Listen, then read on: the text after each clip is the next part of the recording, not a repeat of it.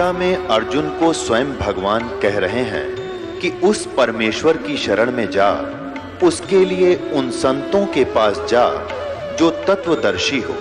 इसी प्रकार हजरत मोहम्मद को उनका अल्लाह कह रहा है कि कोई और पूर्ण परमात्मा है, उसको पाने के लिए उन तत्वदर्शी संत की तलाश कर। वो प्रभु कौन है, ये जानने के लिए कृपया अवश्य सुनिए जगत गुरु तत्वदर्शी संत रामपाल जी महाराज के अमृत वचन। गीता ज्ञान दाता चौथे अध्याय के 5वें श्लोक में, दूसरे अध्याय के 12वें श्लोक में, 10वें अध्याय के दूसरे श्लोक में खुद कह रहा है, तेरे और मेरे बहुत जन्म हो लिए अर्जुन, तो नहीं जानता मैं जानता हूं। इसलिए 18वें अध्याय के 62वें श्लोक में कहा कि तू सर्वभाव से उस परमेश्वर की शरण में जा, उसकी कृपा से तू परम शांति को और सनातन परम धाम को प्राप्त होगा। परम शांति कब होगी और सनातन धाम कौन सा, जो कभी नष्ट नहीं होता और जहां गए हुए प्राणी कभी लौट कर संसार में नहीं आते।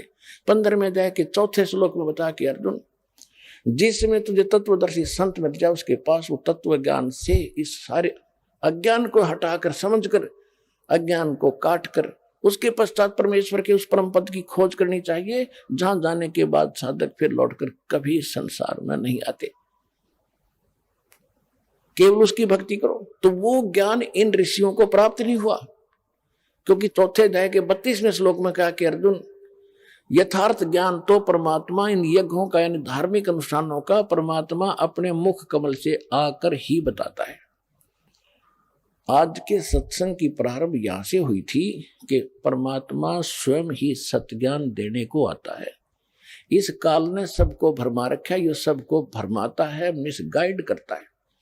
तो चौथे अध्याय के 34वें श्लोक में यही प्रमाण दिया है कि वो परमात्मा के मुख कमल से जो उच्चारण होता है ज्ञान, जो परमात्मा खुद आकर अपने मुख कमल से बोलता है वाणी, वो उसके अंदर इन यज्ञों यानी धार्मिक अनुष्ठानों की जानकारी विस्तार के साथ की गई है। उसको तत्व ज्ञान कहते हैं। चौथे अध्याय के 34वें श्लोक में कहा कि उस ज्ञान को तो तत्वदर्शी संत बतावेंगे। उनको दंडोत प्रणाम करने से, कपट छोड़कर उनसे विनम्रता पूर्वक प्रसन्न करने से वो तत्वदर्शी संत तुझे उस परमात्मा यानी तत्व ज्ञान का उपदेश करेंगे। इससे सिद्ध है कि गीता ज्ञान जो दे रहा है उसको पता नहीं है उस तत्व ज्ञान का। इसी प्रकार यजुर्वेद अध्याय नंबर 40 के मंत्र 10 के अंदर कहा कि कोई तो परमात्मा को संभवात कहता है, यानी जन्म लेता है राम और कृष्ण के रूप में। कोई असंभवात कहता है कि वो कभी जन्मता ही नहीं, वो निराकार है। इसकी सही जानकारी वो तत्वदर्शी संत बताते, उनसे सुनो। तो इन ऋषियों की बुद्धि पर पत्थर गिर गया कि जब इन वेदों से हटकर भी कोई और बताने वाला है और कोई ज्ञान भी और है, वो इनको पता नहीं चला। इन्होंने ओम नाम को अंतिम मान के अपने निष्कर्ष निकालकर इस पर दृढ़ हो गए। ये जब ओम नाम का जाप करते हैं ब्रह्मलोक चले जाते हैं, वहां पूंजी समाप्त करके लुट पिट के ये फिर वापस पटक दिए जाते हैं। इसके दौरान जो पाप होते हैं वो पाप भी भोगने पड़ते हैं। यहाँ सभी कर्म आपको भोगने पड़ते हैं, पुण्य भी और पाप भी। केवल एक सत्य साधना जो दास आपको बताता है इस पृथ्वी पर और है नहीं, और ये गॉड गिवन है, परमात्मा कबीर जी की दी हुई है। इससे आपके पहले के पाप भी नाश होंगे, वर्तमान के भी नाश होंगे, और फिर आप सतलोक चले जाओगे, आपका पूर्ण मोक्ष होगा।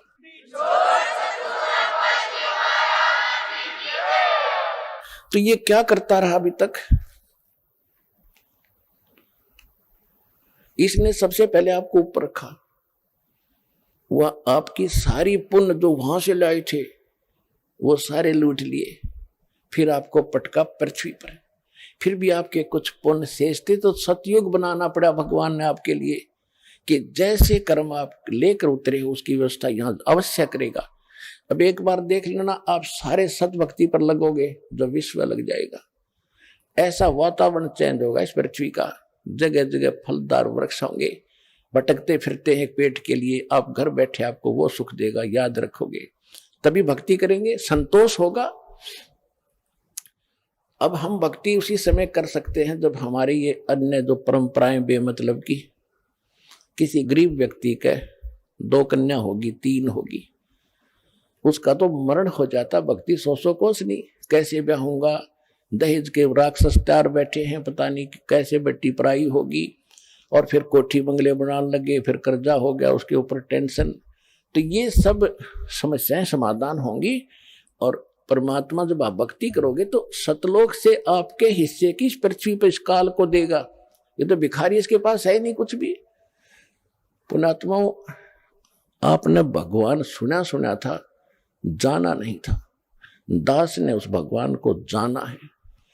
अब जैसे जब परमेश्वर कबीर जी एक कपड़ा बुनकर निर्वाह करते हुए लीला कर रहे थे, एक झोपड़ी में रहते थे, सुबह का आटा शाम का है तो सुबह का शायद ही होता, और उस समय वो प्रचार भी करते थे, जनता को समझाया करते थे अपने बच्चों को। वो तो एक लीला करने आए थे, आते ही हैं, ऐसे वो नियम है उनका, प्रत्येक युग में एक बार वो ऐसा करते हैं। तो उस समय एक निर्धन व्यक्ति हैंड टू माउथ कमावे और खावे, कपड़ा बुने। एक हफ्ते में कितना कपड़ा बुन देगा आदमी? 50 फुट भी ना बने, 20 फुट भी ना बने। और उसके बिकने के बाद वो मेन दाना मिलना था, बस उससे गुजारा कर रहा। और उसकी और ज्ञान सुनाते थे भगवान, यही क्योंकि उद्देश्य ही लेकर आते। तो उस समय उनका इतना विरोध कर दिया था हिंदू और मुसलमान के धर्म गुरुओं ने। ना वो ज्ञान से हारे परमात्मा कबीर जी, उनके पास कख था ही नहीं, परमात्मा के ज्ञान के सामने वो टिक नहीं पाए। ऐसा सॉलिड प्रचार था परमात्मा का, ऐसा ज्ञान था। और ना मारने से मरे, तब उन्होंने एक ऐसी युक्ति लगाई, घटिया षड्यंत्र था कि कबीर एक निर्धन व्यक्ति है, इसके नाम से झूठी चिट्ठियां डाल दो। किनके पास? उन महामंडलेश्वरों के पास, जिनके सैकड़ों शिष्य उनके आश्रमों में रहते हैं। उस समय सबको चिट्ठी डाल दी कि कबीर नाम का एक सेठ, कबीर पुत्र नीरू, काशी शहर, और 3 दिन का भंडारा करेगा, भोज देगा 3 दिन का। और उसमें क्या क्या देगा? एक दोहर देगा, एक सोने की मोहर देगा। सोने की मोहर मीन यानी 10 ग्राम सोना, और एक दोहर उस समय सबसे कीमती एक साल टाइप होता था। दोहर सर्दियों में ओढ़ने की बहुत बढ़िया चादर होती थी, सेठ लोग रखते थे उसको, आम आदमी दोहर प्रयोग नहीं कर पाता था। तो एक दोहर देगा दक्षिणा में, एक मोहर देगा। कोई सूखा सीधा चाहेगा, सूखा सीधा भी मिलेगा। सूखा सीधा बोले चावल, खांड, आटा, नमक, ये इस तरह की दाल। एक आदमी का जो मांगे मुझे सूखा भी दे, सूखा भी ले जा। और ये तो देगा ही देगा, जितनी बार खाना खाओगे उतनी बार ही एक दोहर एक मोहर देगा। तो ये लालची साधु संत ये लालची हो जाते कि घर से बाहर निकलने के बाद सब वस्तुएं चाहिए इनको।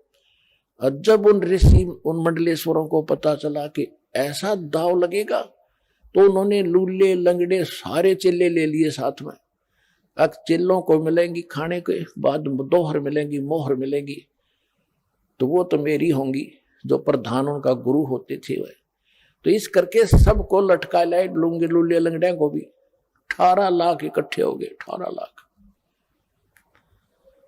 अब पुण्यात्माओं, अब गरीबदास साहेब परमात्मा से परिचित हो चुके थे। उन्होंने फिर उनकी कैसे चित्रार्थ किया कि सुबह सुबह जब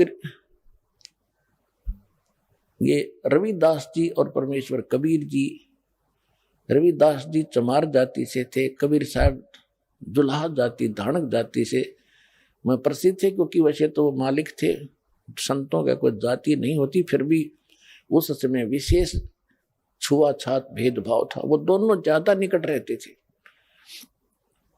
तो सुबह सुबह रविदास जी ने देखा कि ये क्या होगा, जहां तक नजर जावे जनता, 18 लाख आदमी थोड़े नहीं होते।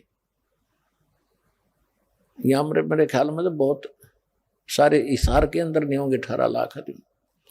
तो 18 लाख व्यक्ति आकर बैठ गए। वो साधु संत रविदास जी सुबह सुबह उठे, उनसे पूछना लगा कि भाई क्या बात है, अब कौन हो, कहां से आए हो।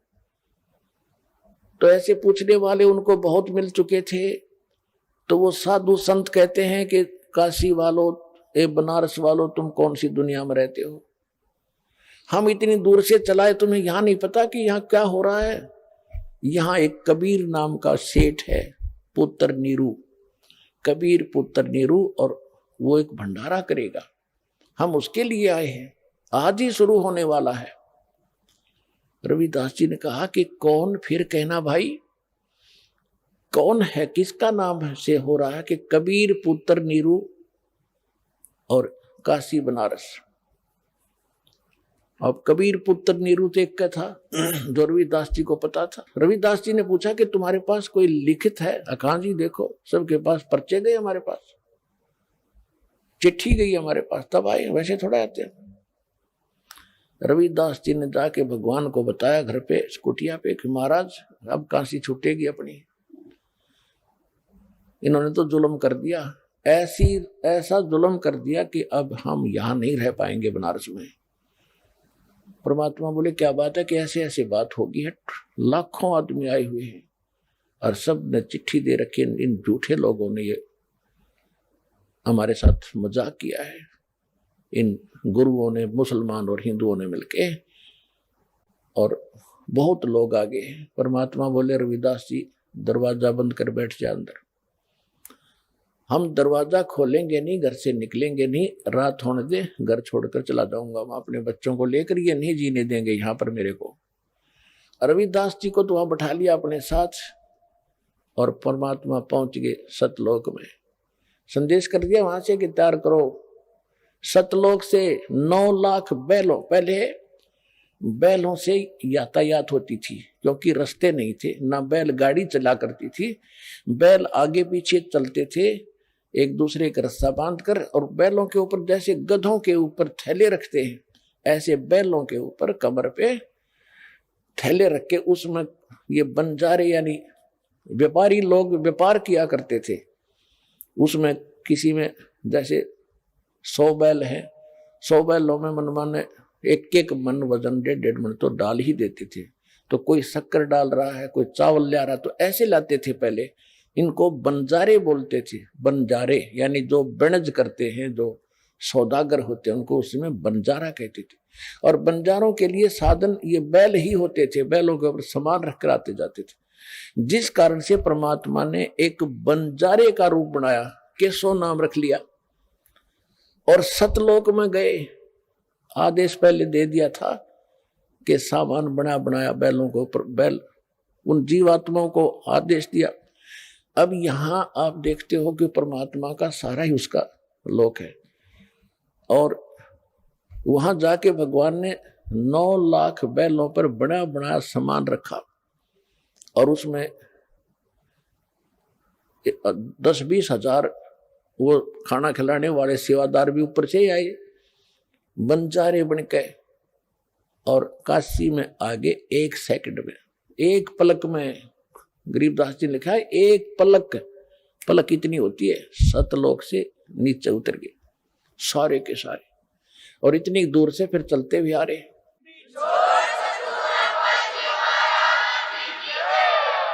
बिल्कुल समय पर वहां लगा कर टेंट तंबू और भंडारा शुरू कर दिया।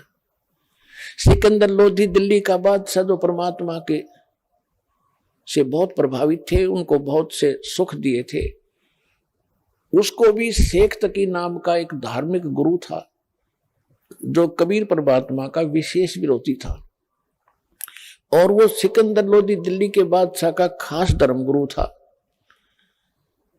तो उसने एक चिट्ठी सिकंदर लोधी दिल्ली के बादशाह को भी दे दी थी कि आपको आपके गुरुजी बुला रहे हैं, भंडारा कर रहे हैं।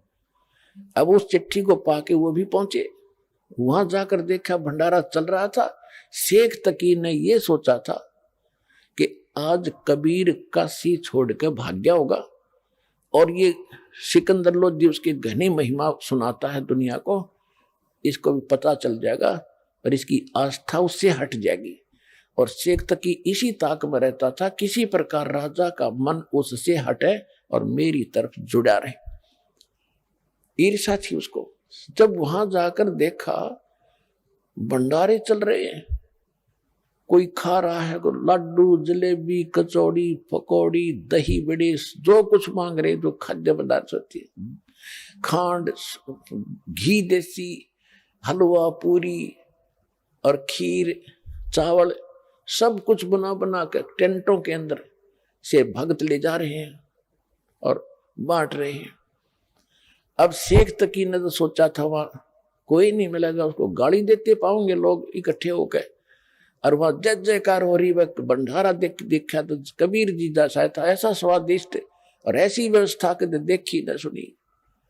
पास बैठो को सबको जहां बैठे वहीं भोजन मिल रहा है, और चलते हैं जब एक दोहर एक मोहर वो साथ मिल रही है। अब शेख तकी की मासी मरगी, वो तो बैठ गया पेट कलेजा पकड़ के, क्यों तो अब भी नहीं भागा। अब सिकंदर लोधी ने पूछा कि ये कौन व्यवस्था कर रहा है, तो खाने वालों ने बताया कि एक टेंट में बैठा है व्यक्ति, वो व्यवस्था कर रहा है। वहां परमात्मा दूसरे रूप में बैठे थे, एक सेठ के रूप में, बंजारा केसो नाम रख के। सिकंदर लोधी ने कहा जी प्रणाम। अखां जी प्रणाम, आओ, आप कौन हो? सिकंदर लोधी ने पूछा कि मेरा नाम केशव है राजन, आप कबीर जी के क्या लगते हो? सिकंदर लोधी ने प्रश्न किया। परमात्मा केशव ने कहा कि मैं उसका पगड़ी बदल मित्र हूं, वो मेरा यार है, और उसने मेरे पास एक चिट्ठी डाली थी कि मित्र एक छोटा सा भंडारा करना है, कुछ सामान लेते आइएगा। तो उसके आदेशानुसार मित्र के लिए मैं ये भोजन भंडारा करवा रहा हूं। अब शेख तकी ये सुना कि ये यूं कह रहे छोटा सा भंडारा है, इसको 18 लाख व्यक्ति भोजन खा रहे, उसका तो और घड़ों पानी गिर गया। तो फिर सिकंदर लोधी ने पूछा कि भगवान कहाँ है, कबीर साहब कहाँ है? वो नहीं आए क्या मेले में जहां भंडारा चल रहा है, वहां नहीं आए हैं क्या? तो केशव रूप में बैठे परमात्मा ने कहा जब उनका दास बैठा है, उनका मित्र बैठा है, मालिक के आएंगे जब आ जाएंगे, उनका मूड होगा, हम जो आदेश था हम उसका पालन कर रहे हैं। सिकंदर लोधी ने सोचा भाई पहले दर्शन करूंगा गुरु जी के और फिर भोजन खाऊंगा। तो झोंपड़ी पर चले गए, हाथी पर बैठे बैठे, सैनिक साथ में थे। अब सिकंदर लोधी हाथी से उतरा, दरवाजा खटखटाया, आवाज लगाई कि गुरुदेव दरवाजा खोलो। अब रविदास जी ने कहा कि महाराज वो तो यहां भी आगे दिखे। परमात्मा बोले भाई कोई बात ना, बेइज्जती कर लेंगे, दरवाजा नहीं खोलेंगे जब तक पार बसाओगे। दूसरी बार फिर कहा कि परवरदिगार दरवाजा खोलो। तीसरी बार कहा कि दरवाजा खोलो आपका। तो परमात्मा ने पूछा कौन है भाई? कि आपका दास सिकंदर दिल्ली से आपके दर्शनार्थ आया है, दर्शन करना चाहता हूं। तब तो परमात्मा ने कहा कि राजन आज ये दरवाजा नहीं खुल रहा है, मैं तब बेइज्जती कर दी ने, ये मुझे जीने नहीं देंगे। मैं तो आज इस काशी में हूं और घर छोड़कर अपने लेकर परिवार को कि कहीं दूर बसूंगा जाके, ये मुझे जीने नहीं दे रहे महाराज, मैं दरवाजा नहीं खोलूं, मेरी तो बेइज्जती कर दी ने। सिकंदर लोधी कहने लगे भगवान आप मुझे नहीं बहका सकते, आप किसी और को बहका सकते हो, मैं आपको खूब जान चुका। आप स्वयं अल्लाह की जात हो, आप स्वयं अल्लाहु अकबर हो, आप खुद इलाही हो, आप सर्वशक्तिमान हो। हे परवरदिगार एक बार दर्शन दे दो मुझे। इतना अधीन जब हुआ तो कहा रविदास खोल दे खिड़की। दरवाजा खोला तो मुकुट समेत दंडवत प्रणाम किया सिकंदर लोधी ने परमात्मा के चरणों, और कहा कि हे परवरदिगार आप तो, आपको कोई अगर आपको पहचान ले फिर तो समस्या हल हो जा, आपको पहचानना ही कठिन है। आपने वहां रंग लगा रखे भगवान, आपकी जय जयकार हो रही है, 18 लाख व्यक्ति जीवने लग रहे हैं, और सभी ये देखना चाहते हैं कि कौन है वो महान आत्मा, कौन है वो सेठ कबीर, उसके दर्शन तो कर ले जिसने ऐसा भोजन करा रखा है। आपके दर्शन करना चाहते हैं, उनका कल्याण हो जाएगा, एक बार दर्शन दे दो उनको। कहते हैं परमात्मा खड़े हुए वहां पर, जो ही झोंपड़ी से बाहर आए, आकाश से एक मुकुट आया, सुंदर मनोहर मुकुट, और ऊपर से फूल बरसने लग गया आकाश से परमात्मा के ऊपर, कबीर साहब के ऊपर।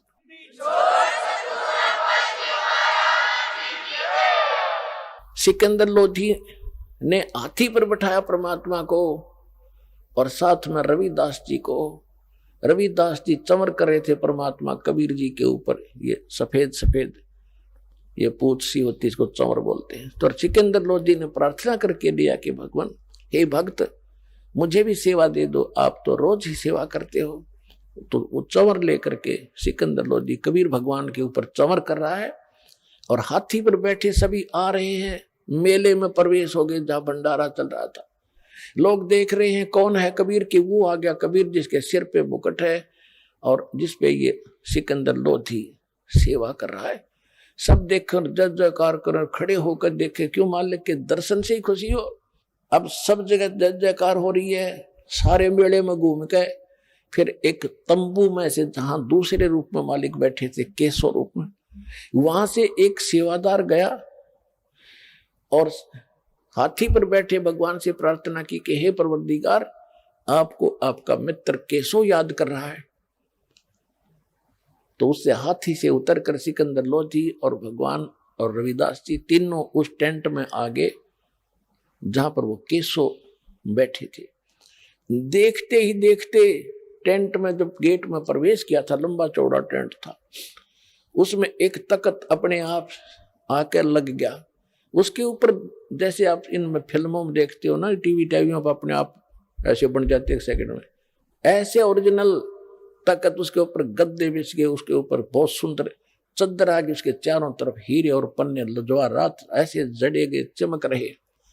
और केशव ने खड़ा होकर कहा कि महाराज विराजो। उस तख्त पर भगवान बैठ के बीच में और टेंट को खोल दिया।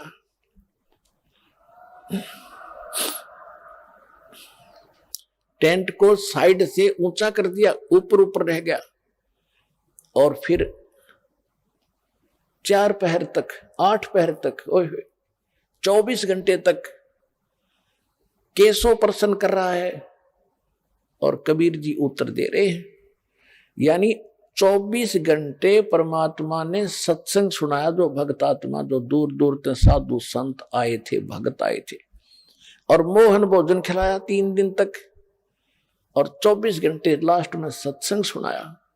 तो मालिक के सत्संग को सुनकर लाखों की संख्या में परमात्मा के शिष्य बने। तो परमात्मा ने एक तीर में कई शिकार करे। एक तो उनकी फड़क निकाल दी जो भगवान के पीछे पड़ रहे थे। उधर से वो जो जैसे पुण्यात्माओं आप हो, आपके और भाई बहन हैं, कोई जगन्नाथ पर जाते हैं, कोई अमरनाथ पर जाते हैं, कोई राधा स्वामी पर जाते हैं, कोई दंडन सतगुरु का जाते हैं, कोई निरंकारी के, या कोई वैसे मंदिर माताओं की पूजा करे। ये सब भक्ति के लिए, भगवान के लिए तो भटक रहे हैं। और उस समय जो घर त्याग के आश्रमों में रह रहे थे, वो भी तो उसके प्यारी आत्मा थी भगवान की, वो भगवान के लिए तो भटक रहे थे। 3 दिन अपने बच्चों को वो भोजन खिलाया और उनके 10-10, 20-20, 50-50 वर्ष के वो सोना चांदी 2 रुन जाते बेची होंगी, ताकि ये खा पी लेंगे भूखे मराण इस गंदे लोक में। इन पार तो जब होना है, जब कलयुग का यो समय आना है, तब तक भी उनको राहत देंगे, दोबारा पहला नाम देंगे, उनको चार्ज करके चलेंगे। तो भगवान आपके लिए कैसे भटक रहे हैं। तो अब जब वो 18 लाख व्यक्तियों को प्रसंग जो दास आपको आज क्लियर करना चाहता है, यदि तुम सभी उसके लिए तड़फोगे, भक्ति करोगे, जब 18 लाख आदमी, काशी में तो मेरे ख्याल में आधा भारत 18 लाख को नहीं खिला सकता था उस समय, एक दिन में एट ए टाइम। और जब सतलोक से उनके लिए भेज दिया, तो ये 7 अरब हैं, 8 अरब हैं ये पूरे संसार की आबादी, उनको खिलाते उसने के देर लगेगी अगर आप भक्ति करोगे। तो ये वो भगवान है।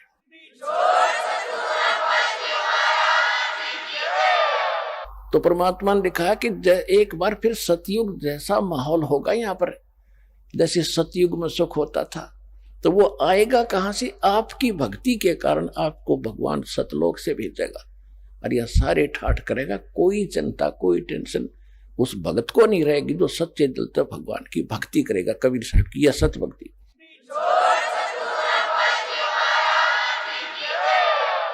ये दास जो ये वचन बोल रहा है, ये किसी डूम भाट के गीत नहीं है, ये भगवान की बताई बातें हैं।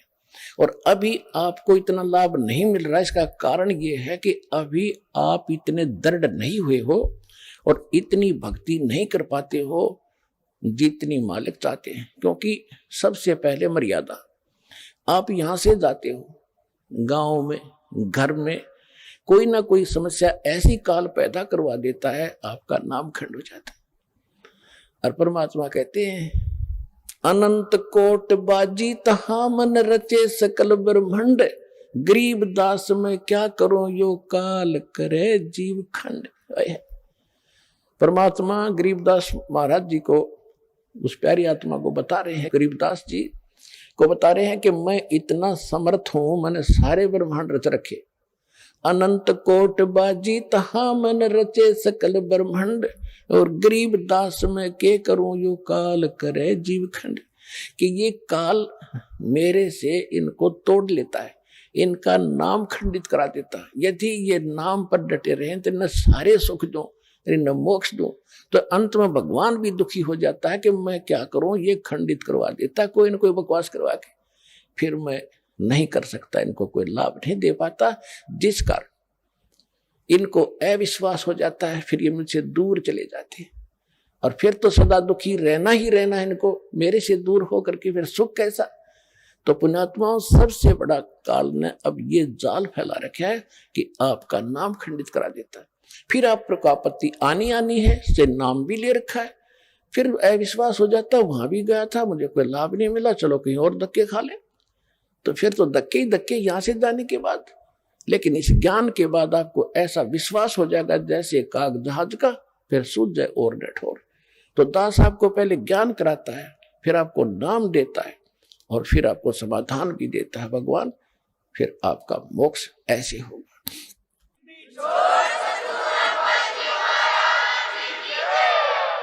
तो परमेश्वर ने कहा था कि कलयुग जब 5500 वर्ष बीत जाएगा, उसके बाद पूरे विश्व में सतयुग जैसा व्यवहार होगा, सतयुग जैसे विचार होंगे, और पूरी सृष्टि, पूरा विश्व नाम लेगा मेरा, और मेरे बच्चों को फिर लाखों करोड़ों अरबों की संख्या में, खरबों की संख्या में अब परमात्मा पार करेगा। अब दृढ़ता से लगे रहना दास के विचारों पर विश्वास करके, ये भगवान के विचार है। तो पुण्यात्माओं, ये ज्ञान देने के लिए परमात्मा स्वयं आते हैं, वो एक अच्छी आत्माओं को मिलते हैं, और वो ही ज्ञान वो 600 वर्ष पहले बता कर गए थे, और आज हमारे सदग्रंथों में ज्यों का त्यों विद्वान पाया। और जो जिनको हम विद्वान मानते थे वो सारे डल व्यक्ति थे, डफर थे, उनको कह कह का पता नहीं था, जो हमें इतने दिन लेट कर दिया। अब किसी की बातों में नहीं आना, प्रत्यक्ष देखो ज्ञान को, प्रमाण देख करके, और फिर पर अपना कल्याण कराओ, अपने बच्चों का कल्याण कराओ। सत साई।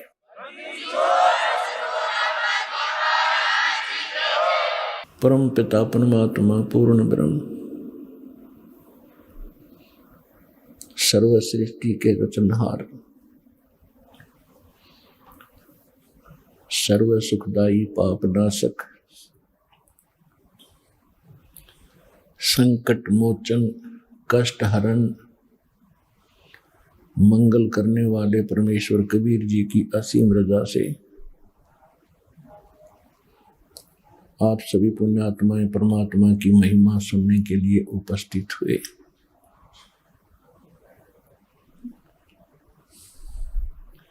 इस मानव को, इस प्राणी को सबसे पहला, सबसे दुर्लभ जो वस्तु है वो मानव शरीर बताया, और उसके पश्चात यदि इसको कोई दुर्लभ वस्तु है तो सत्संग है। सत्यनारायण कथा सुनने का अवसर मनुष्य जीवन प्राप्त प्राणी को सबसे दुर्लभ है। और सत्संग कौन कर सकता है? सतगुरु कर सकते हैं। सतगुरु के बिना सत्संग नहीं होता। सतगुरु की क्या परिभाषा है? सत्य माने सच्चा, गुरु मीन मार्गदर्शक, टीचर, मास्टर। अब यहां सच्चा शब्द प्रयोग किया है परमात्मा ने। मानुष जन्म दुर्लभ है, ये मिलन बारंबार। तरवर से पत्ता टूट गिरे वो बहर न लगता डार। सबसे दुर्लभ वस्तु है मानव शरीर इस प्राणी को, और मानव शरीर प्राप्त प्राणी को सबसे दुर्लभ है सत्संग, और सत्संग करते हैं सतगुरु। सतगुरु कहते हैं जो केवल सच्चा ज्ञान देता है, जो सच्चा गुरु है। तो इससे सिद्ध है कि झूठे गुरु भी हैं, तभी तो संतों ने सतगुरु शब्द की आवश्यकता पड़ी। जैसे ब्रह्म, ब्रह्म का अर्थ है परमात्मा। अब यहां ब्रह्म जो है, ये यहां जो ब्रह्म प्रसिद्ध हो गया, दूसरे शब्दों में कह सकते हैं ब्रह्म का अर्थ है मालिक, स्वामी। तो एक तो 21 ब्रह्मांड का ब्रह्म है, इसलिए पूर्ण ब्रह्म की आवश्यकता पड़ी, और सत्य साहिब की आवश्यकता पड़ी। सत्य साहिब माने सच्चा भगवान, रियल गॉड। तो इससे भी सब सिद्ध है कि कोई झूठा गॉड भी है, कोई झूठा भगवान भी है। तो इसी प्रकार सत्संग से ये ज्ञान होता है, और सत्संग सतगुरु सुनाते हैं जो सच्चे गुरु होता है, सच्चा गुरु। तो झूठे भगवान भी हैं, इसलिए सत्य साहिब की आवश्यकता पड़ी। सत्य साहिब, साहब माने मालिक, परमात्मा, भगवान, अल्लाह।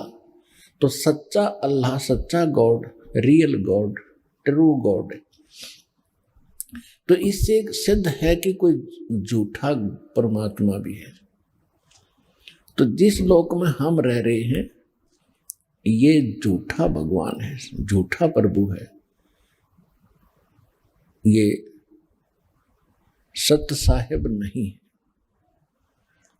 सूक्ष्म वेद में कहा है कि ज्योत मुल्ला माया मग में बैठी हंसा चुन चुन खाई, ये ज्योत स्वरूपी कहे निरंजन में ही करता भाई। एक न करता दो न करता नौ ठहराए भाई, दसवां भी धुंधर में मिल जा सत्य कबीर दुहाई। तो क्या बता रहे हैं सूक्ष्म वेद के अंदर आदरणीय गरीबदास साहिब जी, जो परमात्मा से परिचित हुए, और जिनके माध्यम से परमात्मा ने पहले ही कह दिया था कि बर्म में पंथ का जो प्रवर्तक होगा, जिसका जन्म संवत 1774 में होगा, उसके द्वारा मेरी महिमा की वाणी पुनः प्रकट होगी यथार्थ रूप में। तो उस पुण्यात्मा गरीबदास साहिब जी ने बताया है कि एक न करता दो न करता। कहते हैं मुल्ला माया मग में बैठी, रस्ते में हंसा चुन चुन खाई, और यो ज्योत स्वरूपी कहे निरंजन मैं ही करता भाई। कहते यो अपने आप को भगवान कहता है। जैसे श्री शिव पुराण के अंदर रुद्र संहिता में जब ब्रह्मा और विष्णु जी का आपस में अपनी प्रभुता पर ही युद्ध हो गया, झगड़ा हो गया, लड़ाई होगी, उनके बीच में इसने एक स्तंभ खड़ा कर दिया, लिंग बहुत लंबा तेजों में पिलर।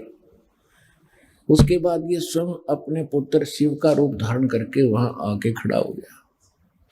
तब उनसे कहता है कि तुम परमात्मा नहीं हो, तुम भगवान नहीं हो ब्रह्मा विष्णु, ये सब कुछ मेरा है, मैं ही भगवान हूं। तो इससे आगे सूक्ष्म वेद क्या बताता है, मुल्ला माया मग में बैठी हंसा चुन चुन खाई, ये ज्योत स्वरूपी कहे निरंजन में ही करता भाई। एक न करता दो न करता नौ ठहराए भाई। इनकी अकल देखो, कहते एक भी भगवान नहीं, ये 9 अवतार 9 भगवान मान बैठे, और 10वां आने वाला है निकलंक नाम से, जिसको कल की अवतार कहते हैं। कहते हैं वो भी ऐसे ही नाच कूद के अपने कर्म बिगाड़ के, दुनिया को मार के, अपने कर्म खोटे करके और चला जाएगा, फिर ये 84 लाख योनियों में चले जाएगा। सत कबीर दुहाई कि एक सच्चा भगवान है तो कबीर साहब है, और कोई परमात्मा अविनाशी नहीं है, और कोई सत साहिब नहीं है। आज का जो प्रसंग है कि परमात्मा कौन है, उसको हम कैसे सिद्ध करें, कहां से प्रमाणित हो,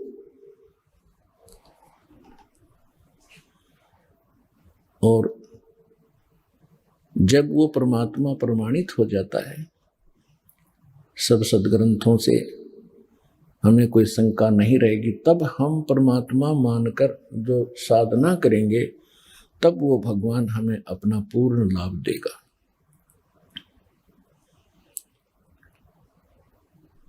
तो प्रसंग चल रहा है कि सच्चा साहिब और सच्चा गुरु ये दोनों ही मिलेंगे तभी हमारा कल्याण होगा। तो पुण्यात्माओं, आपका सौभाग्य है कि आपको मानव शरीर प्राप्त, जो प्राणी के लिए अति दुर्लभ बताया। दूसरी वस्तु जो दुर्लभ है वो सतगुरु यानी सत्संग कहो, सतगुरु कहो, सतगुरु के बिना सत्संग नहीं हो सकता। तो वो भी आज आपको उपलब्ध हुई।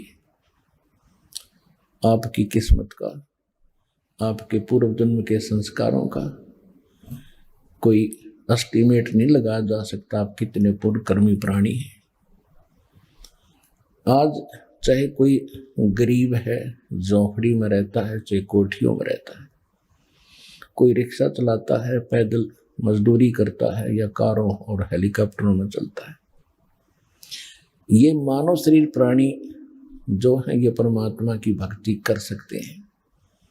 और दुर्भाग्य उनका अभी जो खिलौनों से ही खेल रहे हैं। सौभाग्य आपका जो भगवान से परिचित हो चुके हैं और इस मार्ग पर अग्रसर हो लिए।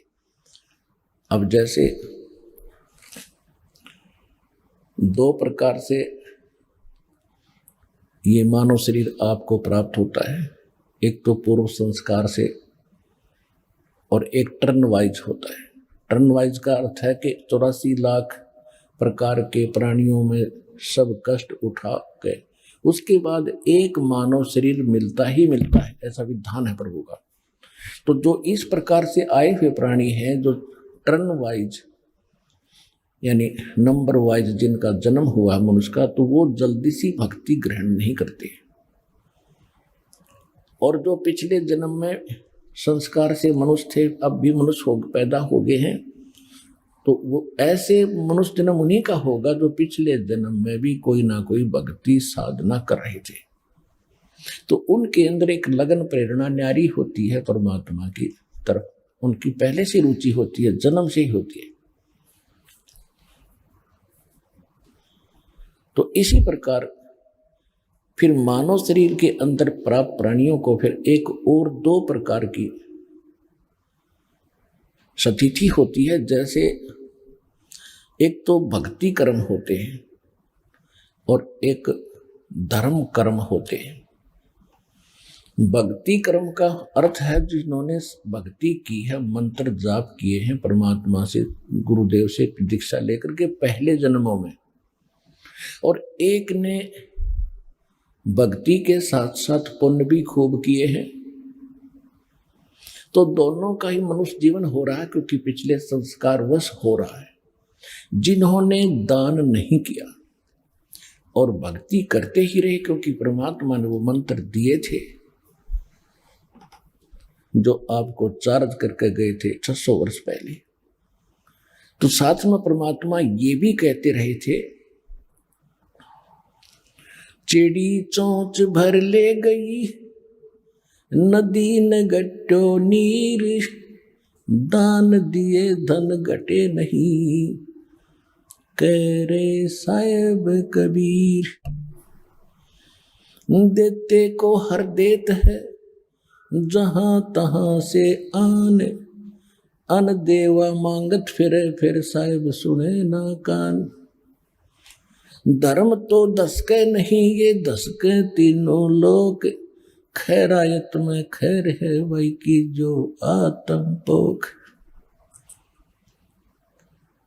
परमात्मा कहते हैं धर्म का नाश नहीं होता, चाहे तीनों लोक नष्ट हो जाएं, जिन्होंने धर्म किया है वो प्राणी, उनको परमात्मा ऐसे रक्षा करेगा, अपने हाथों पर उठा लेगा। और भक्ति तो करनी ही करनी है। जैसे आपने बीज बो दिया फसल का, कनक का, गेहूं का, तो बीज तो मूल चीज है। उस बीज से पौधा बनाकर परिपक्व करने के लिए बहुत और प्रोसीजर लंबा है, तो वो सारा ही अपनाएगा किसान, तभी तो उसकी फसल पूरी होगी। तो बीज बीजने के बाद उसमें वाटरिंग होती है, सिंचाई, उसके बाद फिर उसमें खरपतवार पैदा होता, उसको भी चुगना, निकालना, खाद डालना, उसकी रक्षा करना, तो फिर वो फसल प्राप्त होती है। तो इसी प्रकार ये नाम जो दिए जाते हैं आपको, ये नाम दीक्षा मंत्र जो है, ये तो आपका बीज है। और इस भक्ति रूपी बीज को, इस फसल को तैयार करने के लिए इसमें 5 यज्ञ और हैं, यानी 5 ये क्रियाएं आपने और करनी है। एक यज्ञ है धर्म की, और दूसरी यज्ञ है ध्यान, और तीसरी यज्ञ है हवन की, और चौथी यज्ञ प्रणाम, और 5वीं यज्ञ है ज्ञान की, यानी सत्संग सुनना, सदग्रंथों को जो आपको पुस्तक बनाकर दी है उनका अध्ययन करना। तो ये 5 जो यज्ञ हैं, ये समझ लो खाद और पानी का काम करेंगे। यदि इस भक्ति रूपी पौधे में, बीज में, नाम में आपने ये 5 आइटम नहीं डाले, तो यह भक्ति आपकी अधूरी रह जाएगी, सफल नहीं हो पाएगी। कारण क्या रहेगा कि आप भक्ति कर रहे हो, आप पर और भी संसारिक आपदाएं बहुत आ सकती हैं, उनके लिए धर्म करने से, धर्म किया होगा तो भगवान आपकी उन समस्याओं का साथ समाधान कर देगा। तो पिछले जन्मों में परमात्मा हमें सारा ही ज्ञान दिया करते थे, लेकिन हम, और फिर परमात्मा एक वचन और बोलते हैं कि सुमरण से भला होगा, ना तर भला न हो। अब हमने ये पकड़ दिया कि भक्ति से ही बात बनेगी, दान धर्म कम कर दिए, नहीं।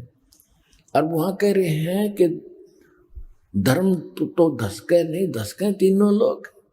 धर्म 10 के माने विनाश होना, नष्ट हो जाना, गर्क हो जाना। तीनों लोग गर्क हो सकते हैं, लेकिन धर्म का नाश नहीं होता। तो इस प्रकार जो दास आपको बताना चाह रहा है कि जो आज गरीब है, यहां दास देख रहा है 90% गरीबी रेखा से भी नीचे पुण्यात्मा आ रही है, 10% है जिनका नॉर्मल सा, मीडियम सा काम है। तो कहने का भाव ये है कि यहां फिर दोनों कर्म साथ चलते हैं। जिनके केवल पिछले भक्ति कर्म हैं और दान धर्म कर्म उनके इतने अच्छे हैं नहीं, तो वो इतने निर्धन व्यक्ति है, लेकिन पुण्यात्मा बराबर की है। पुण्यात्मा यानी जिन्होंने पिछले जन्म में भगवान की सेवा, जो भक्ति कर रखी है, तो दोनों के वो भक्ति कर्म बराबर हैं। चाहे कोई सेठ है और चाहे बिल्कुल गरीब रिक्शा चालक है, और जिसको ये नाम प्राप्त हो गया, तो दोनों के जो भक्ति के कर्म वो बराबर है। और बात रही धर्म की, तो जिनको आज अधिक सुविधा या संसार की प्राप्त है, तो उन्होंने पिछले जन्म में धर्म पुण्य कर रखे थे। अब एक छोटा सा उदाहरण यहाँ और सुनाते आपको। जैसे हम कथा सुना करते थे कि श्री कृष्ण जी का एक दोस्त था, सुदामा, ब्राह्मण था, और वो इतना निर्धन था कि हैंड टू माउथ था।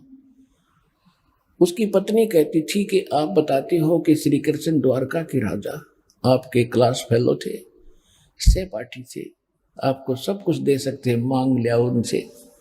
तो ब्राह्मण का कर्म वो खूब परिचित थे, विद्वान पुरुष थे सुदामा जी। उन्होंने बताया कि मैंने पिछले जन्म में कोई धर्म कराया नहीं, जिस कारण से मुझे आज धन प्राप्त नहीं है। तो परमात्मा कहते धन चाहे तो दान कर और मुक्ति चाहे जप नाम, और पर दोनों ही करने से बात बनेगी। ये तो एक परमात्मा विधान बताते हैं। तो वो कहता था कि मुझे पिछले जन्म में मैंने पुण्य नहीं किया, इसलिए मैं दुखी हूं, क्योंकि सदग्रंथों से अब ज्ञान होता है। तो कहने का भाव ये है कि धर्म कर्म से फिर उसमें परिवर्तन होता। जैसे फिर सुदामा कहने सुनने से श्री कृष्ण जी के पास गया। श्री कृष्ण जी एक गुरु रूप में भी थे, धात्म टीचर भी थे। सब पांडवों के वो गुरु थे, यादव के गुरु थे। तो सुदामा जी चावल लेकर गए थे, श्री कृष्ण जी ने चावल खाए। उसके प्रतिफल में परमात्मा ने, यानी जो जितना सामर्थ्य श्री कृष्ण जी रूपी गुरु में था, उस आधार से उसने उसका के बना दिया, एक मकान बना दिया। यानी वो समस्या हल हुई उस धर्म और कर्म के करने से, सच्चे भाव से। देखो बच्चे तो भूखे थे और चावल बचे हुए थे, वो बांध दिए उसने, तो इससे बड़ा पुण्य नहीं। आज किसी के पास 1 करोड़ संपत्ति है और उसने 1000 दान कर दिया, दान तो वो भी है। और जिसने 1 करोड़ के 1 करोड़ दे दिए, तो उस दान में उसमें दिन रात का अर्थ है। तो सुदामा जी ने जो चावल दिए ना, वो समझ ले 1 करोड़ के 1 करोड़ दे दिए। फिर उससे प्रसन्न हुआ, उससे प्रसन्न होकर के उसको क्या मिला? एक महल बना, आजीवन सुख का साधन बना। लेकिन मोक्ष जो का तो रहा, पशु पक्षियों की योनि फिर भी सुदामा को प्राप्त हुई। अब यहां आने वालों को प्रेरित किया जाता है सच्चे दिल से, सच्ची श्रद्धा से, अपने सामर्थ्य के अनुसार अवश्य दान करें। फिर उससे वो समस्या हल होगी आपकी जो पूर्व जन्म में आप गलती कर गए थे, धर्म दान नहीं किया, आज 1-1 पैसे के लिए भटक रहे हो, तो वो समस्या फिर यहाँ अब शुरुआत हो जाएगी। आइए अब हम उन श्रद्धालुओं के अनुभव जानते हैं जो जगत गुरु तत्वदर्शी संत रामपाल जी महाराज जी से दीक्षा प्राप्त कर चुके हैं तथा उनके द्वारा बताए गए भक्ति मार्ग पर चल रहे हैं। नमस्कार सर। नमस्कार जी सर। सर आपका शुभ नाम क्या है? किशन दास शर्मा है। मैं कोटला विहार फेज 2 नई दिल्ली से आया हूँ जी। सर संत रामपाल जी महाराज जी से जुड़ने से पहले आप क्या भक्ति साधना करते थे? संत रामपाल जी महाराज के जुड़ने से पहले मैं शंकर भगवान और बजरंगबली का भक्ति करता था। मैं ज़्यादातर शंकर भगवान को इष्ट रूप में मानता था और मैं कांवड़ लेकर के भी जाता था और 6 साल तक के कांवड़ लेकर गया हूँ। और कांवड़ लेकर जाता था, मैं बड़े कट्टर भगत था शंकर जी का। कांवड़ लेकर जब जाता था मैं, तो रास्ते में एक बार रखता था बस जो लंच करने के लिए, और उसको कांवड़ को ज़मीन पर भी नहीं रखने देते थे, ऊपर रखते थे और जल ढार करके तब आते, तब मेरे को शांति होता था। उसके बाद मैंने जी वो भी भक्ति छोड़ दिया धीरे धीरे। मेरा मन हट गया, बहुत गरीबी से गुजरने लगा, आर्थिक स्थिति खराब होने लगा, तो लगा कि भगवान नहीं है, ऐसा करके मैंने छोड़ दिया वो भक्ति और ऐसे घूमने लगे। फिर मैं दिल्ली में एक हमारे जानकार हैं, रिश्तेदार हैं, वो सतपाल जी का भक्ति करते थे, वो 30 साल से उनके साथ जुड़े हुए थे। उन्होंने बताया कि आप इनके पास चलो, आपको अच्छा समाधान मिलेगा और आर्थिक स्थिति भी ठीक हो जाएगा। हम कहे ठीक है जी, चलते हैं। तो मैंने सतपाल जी को भक्ति किया। भक्ति तो क्या कहे, जाते थे वहाँ जो भजन वजन होता था वही हम भी करते थे। तो फिर एक दिन मैंने उनको कहा जी कि नाम दीक्षा कब मिलेगा? बोला जी गुरु आएंगे तब मिलेगा। हम कहे ठीक है जी। तो एक दिन सतपाल जी आए और बैठ गए, सबको दर्शन के लिए लाइन में लगा दिए, तो मैं भी लग गया। उनके ठीक है जी। तो मैंने देखा कि उनके पैर पे तकिया रख दिए और सब जा रहे हैं, उनको पैर को तकिया को छू करके और सब जा रहे हैं, जो पैसा देना है दीजिए, नहीं तो चले गए। कोई बात नहीं, मैं भी 10 रुपया दिया जी। और मैंने वहाँ ये देखा, हमको वहाँ मन ये हट गया कि वो गुरुजी तो उनके पेपर पढ़ रहे हैं और इधर जो जिनके उनके चेले हैं वो सारे उनको तकिए को छू करके जा रहे हैं। तो मैंने सोचा गुरु को चाहिए बच्चों को आशीर्वाद देना, या उनके ऊपर ध्यान देना चाहिए। तो मैंने वहाँ से मन हट गया, मैंने फिर छोड़ दिया। फिर मैं सोचा कि किसी को कोई कुछ नहीं करना है, कोई भक्ति नहीं करना है, कोई गुरु नहीं बनाना है, छोड़ दिया मैंने जी। सर, अभी आपने बताया कि आप शंकर जी के बहुत कट्टर भगत थे और आप शंकर जी और हनुमान जी के साधना बचपन से ही करते आए हैं। तो सर, आपको शंकर जी और हनुमान जी की भक्ति करते हुए क्या लाभ प्राप्त हुए? देखो जी, हमको शंकर जी और भगवान और बजरंगबली को भक्ति करते हुए तो कोई लाभ प्राप्त नहीं हुआ। जहाँ तक आर्थिक स्थिति बहुत खराब ही रहा। और जो अभी इस मेरी बात को सुन रहे होंगे उनको भी पता लगा कि बात सत्य है। मेरी आर्थिक स्थिति तो बहुत ख़राब था, एक एक रुपया के लिए तरस जाता था और घर में बहुत तंगी था, गरीबी बहुत था जी। सर, आप संत रामपाल जी महाराज जी के शरण में कैसे आए? सर, संत रामपाल जी महाराज की शरण में ऐसे आए, एक गणेश जी थे किबरी प्लेस के, उन्होंने मेरे को दिया था भक्ति सौदागर संदेश का एक पुस्तक। तो कहा जी आप पढ़ो इसको और इसको पढ़ के देखना। तो फिर मैंने पढ़ा उसको, 11 पन्ने पढ़ा जी। तो 11 पन्ने पढ़ने के बाद ही उसमें जो जो प्रमाण दिया हुआ था कि ब्रह्मा विष्णु महेश अजर अमर नहीं है, इनके माता पिता है, इनकी भक्ति करने से कोई लाभ नहीं होगा, इनको भक्ति अधूरा है, वो परमात्मा कोई और है। तो मैंने देखा कि ये तो बहुत अजब बात है। संत रामपाल जी महाराज को जो पुस्तक था भक्ति सौदागर का संदेश, उसमें एक प्रमाण दिया हुआ था कि 3 स्कंद में है वो देव पुराण का, कि ब्रह्मा विष्णु महेश अजरो अमर नहीं है। तो मेरे को बहुत अजीब सा लगा कि तो बहुत बड़ी बात है, अजरो अमर नहीं है, सब कह रहे हैं कि अजरो अमर है। तो मैं हिल सा गया। फिर मैंने कहा नहीं, इनको चेक करना चाहिए, देखना चाहिए कि सही बोल रहे हैं गलत बोल रहे हैं। तो मेरे पास वो देव पुराण पढ़ा हुआ था, तो मैंने जा कर के उसमें देखा तो एज इट इज पाया। तो मेरे को पूर्ण विश्वास हो गया कि ये साधारण आदमी के बात नहीं है। तो मैंने सोचा कि अब संत रामपाल जी महाराज से ही दीक्षा लेंगे।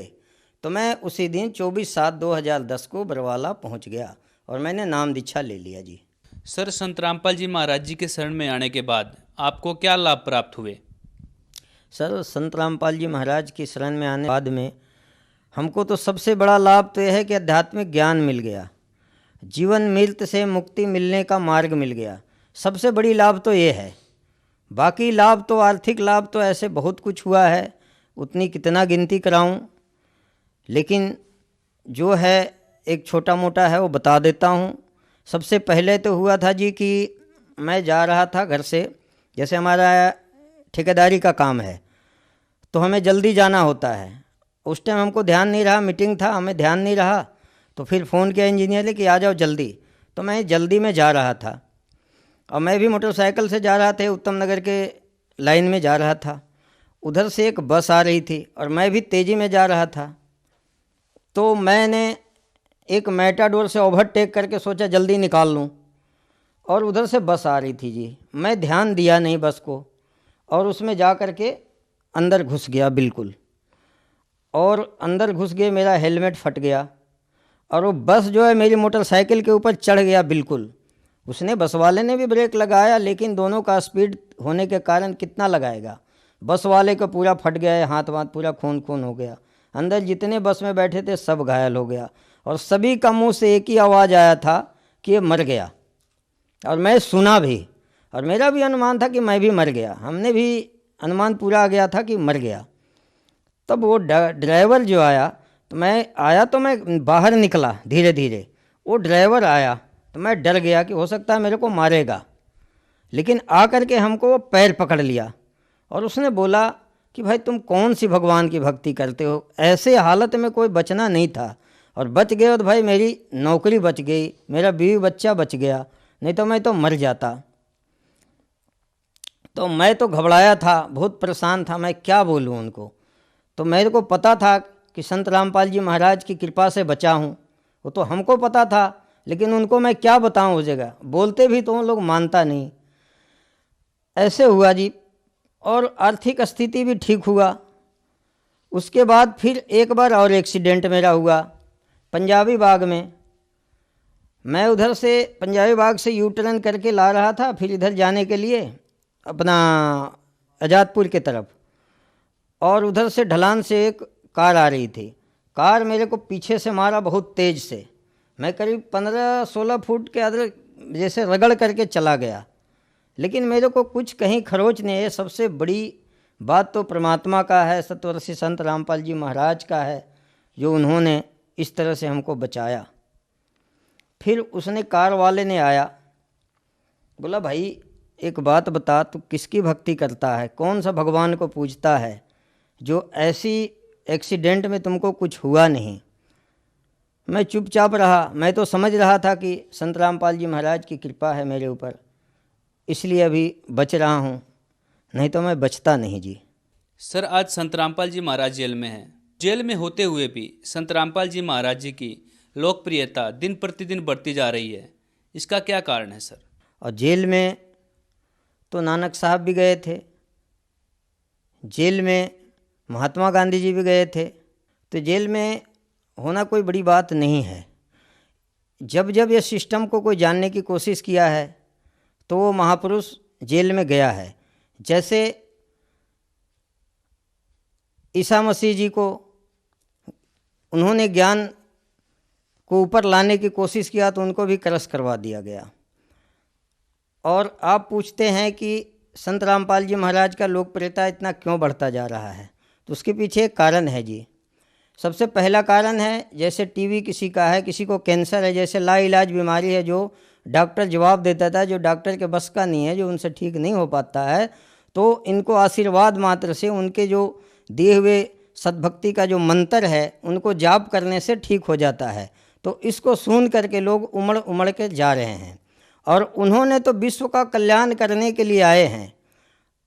कुछ दिन के बाद ये पूरा विश्व में ही इनका ज्ञान चलेगा। संत रामपाल जी महाराज का जो मंत्र दिया हुआ है वो बड़ा गजब का है।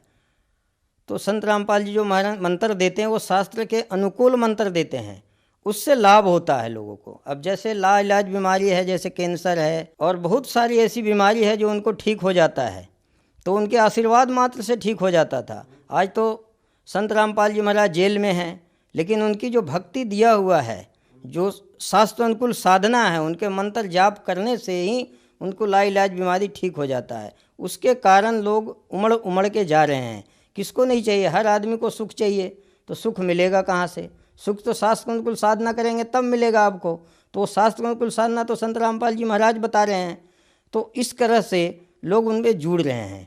उसका जुड़ने का कारण यही है, उनके लोकप्रियता होने का कारण, मुख्य कारण ये है। सर आप जन समुदाय को क्या संदेश देना चाहते हैं? सर मैं जन समुदाय को क्या संदेश दूंगा, प्रार्थना कर सकता हूँ, और उनसे मेरी प्रार्थना है कि संत रामपाल जी महाराज की शरण में जल्दी से जल्दी आएँ और अपना जीवन कल्याण कराएं। सर संत रामपाल जी महाराज तो आज जेल में हैं, यदि कोई उनसे जुड़ना चाहे, उनसे नाम दीक्षा लेना चाहे तो कैसे ले सकते हैं? सर संत रामपाल जी महाराज जेल में हैं, लेकिन उनके कई चैनलों पे सत्संग आता है, उनके एक पट्टी चलता रहता है, उस पट्टी में नाम नंबर लिखा होता है। उस नंबर पे फ़ोन करके हर जिला में वो नामदान केंद्र बनाया गया है। इनको जिसमें नज़दीक पड़ता है उसमें संपर्क करके और वहाँ पर जा कर के नाम दीक्षा ले सकते हैं और अपना जीवन कल्याण करा सकते हैं। धन्यवाद सर। धन्यवाद। सच्चाई।